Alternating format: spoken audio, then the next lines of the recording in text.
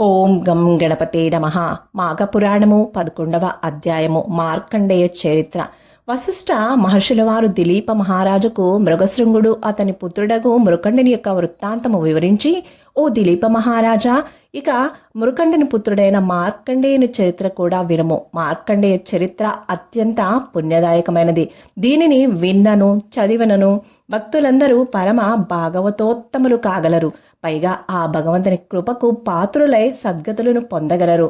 పరమ పావనమైన మార్కండేయ చరిత్ర సర్వ పాపములను హరించును, కావున శ్రద్ధగా వినుము అని ఇట్లు చెప్పసాగారు. మార్కండేయుడు మృకండుని పుత్రుడు, మృగశృంగునికి మనవడు. 16 సంవత్సరములు మాత్రమే అల్పాయుషును కలిగిన మృకండుని కుమారుడు ఇతడు. మృకండునికి పార్వతీ పరమేశ్వరుల దయవల్ల జన్మించిన వరప్రసాదము. పుత్రుడు లేని మృకండు తపస్సు చేసి పార్వతీ పరమేశ్వరులను మెప్పించి వారి దయవల్ల పొందిన 16 సంవత్సరాల అల్పాయుషు కలిగిన వరప్రసాది. సంతానహీనుడైన మృకండు సర్వేశ్వరుని పూజించి తపస్సు చేసి పొందిన పుత్రుడైన మార్కండేయుని అల్లారు ముద్దుగా పెంచుకోసాగారు. రోజులు గడుస్తున్న కొద్దీ మృకండుని మనస్సులో దిగులు ఆరాటము ఎక్కువ కాసాగింది. కాలగమనంలో మార్కండేయునికి 5 ఏళ్లు నిండినాయి. తల్లిదండ్రుల బాలునికి ఉపనయనాది వైదిక కర్మలన్నీ పూర్తి చేశారు. అక్షరాభ్యాసం చేసి గురువు వద్ద విద్యాభ్యాసం చేయుటకు నిర్ణయించారు. మార్కండేయుడు చదవడం వ్రాయడం ప్రారంభించాడు. తన తండ్రి వలె అచిరకాలంలోనే అన్ని శాస్త్రాలు ఔపాసన పట్టాడు.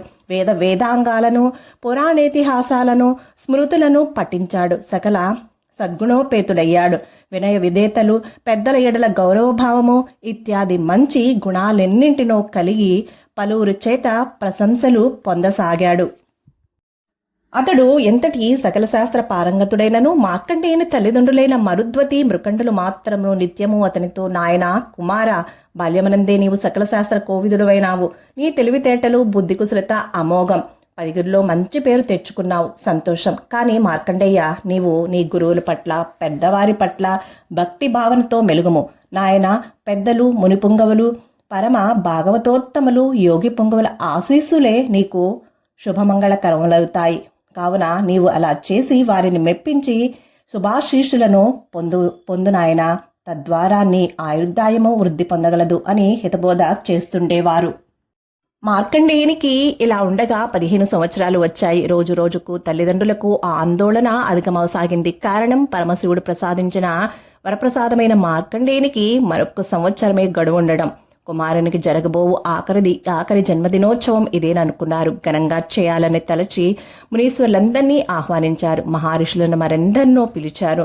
మార్కండేయుని 15వ జన్మదినోత్సవనకు గురుతుల్యులు మునీశ్వరులు మృకండుని ఆశ్రమానికి వచ్చారు. వారందరినీ మృకండు అమితానందంతో సత్కరించాడు. అతిథి సత్కారాలన్నింటినీ ఎంతో ఘనంగా చేశాడు. మార్కండేయుడు అక్కడున్న పెద్దలందరికీ వినయ విధేయతలతో నమస్కరించాడు.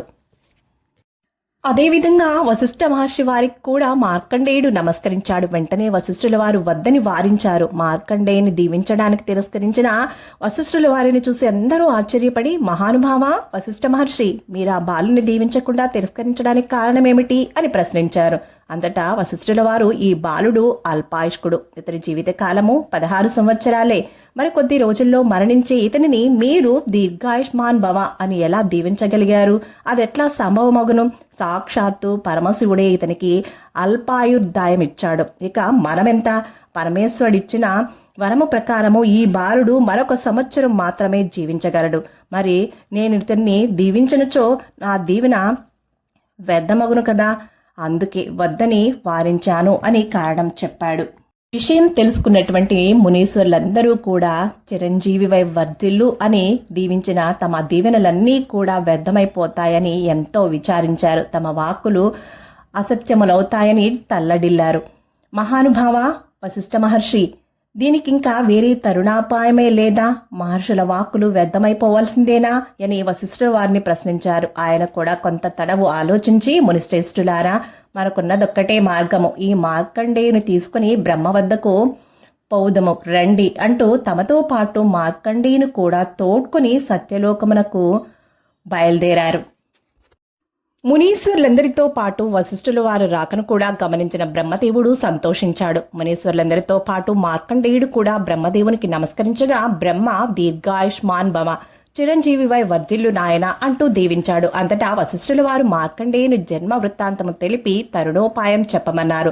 జరిగిన పొరపాటుకు విచారించిన బ్రహ్మ, అయ్యో తెలియక ఈ బాలుని చిరంజీవిగా దీవించానే అని కొంతసేపు ఆలోచించి, నాయన మార్కండేయ భయపడకు అని ఆ బాలుని దగ్గరకు తీసుకుని సాంబశివుడి బాలును సదా రక్షించుగాక అని మనస్సులో తలుచుకుని శివుని ధ్యానించాడు. పిమ్మట, ఓ మునులారా, మీరు వెళ్ళిరండి, ఈ బాలునికి ప్రమాదము జరగకుండా చూసుకుంటాను అని పలికి వారిని పంపించి వేసిన తరువాత మార్కండేయును చూసి, నేను చెప్పినది శ్రద్ధగా వినుము. నీవు పుణ్యక్షేత్రమైన కాశీకి పోయి నిత్యము ఆ కాశీ విశ్వనాథుని మనసారా సేవించుము, నీకే అపాయము రాదని ధైర్యం చెప్పి పంపించేశాడు.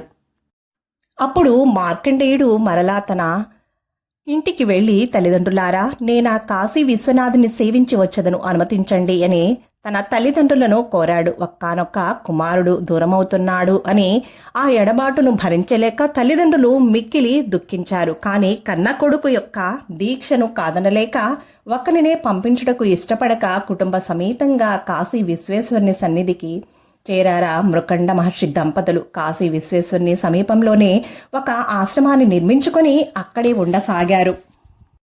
మార్కండేయుడు ఆ కాశీ విశ్వేశ్వరుని సన్నిధిలో శివధ్యానంలో మునిగి రాత్రింబవళ్లు గడపసాగాడు. సదా శివలింగమునే సేవించసాగాడు. కాలగమనంలో మార్కండేయుడు 16వ ఏట ప్రవేశించాడు. అంటే అతని మరణ సమయం ఆసన్నమైందన్నమాట. మార్కండేయుని జీవితకాలము పూర్తయిందని తెలుసుకున్న యముడు, భటులారా వెళ్ళండి, కాశీ క్షేత్రంలో ఉన్న మార్కండేయుని ప్రాణాలను గొనిరండి అని ఆజ్ఞాపించాడు. యముని ఆజ్ఞ ప్రకారము యమదూతలు కాశీలో శివ సన్నిధిలో ధ్యానం చేసుకుంటున్న మార్కండేయుని వద్దకు వచ్చి ప్రాణాలు తీసుకోబోయారు. కానీ లాభం లేదు. మార్కండేయుని చుట్టూ తెలియని తేజస్సు ఏదో ఆవరించి ఉంది. ఆ వేడిమికి యమదూతలు నిలవలేకపోయారు.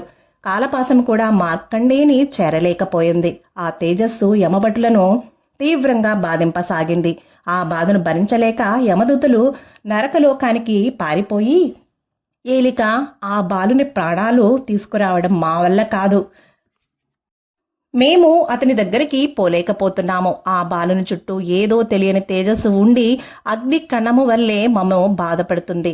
కావున ఆ కార్యము మా వల్ల కాదు, క్షమించండి అని ఆ యమభటులు జరిగిన వృత్తాంతమునంతను యమధర్మరాజుకు విన్నవించారు.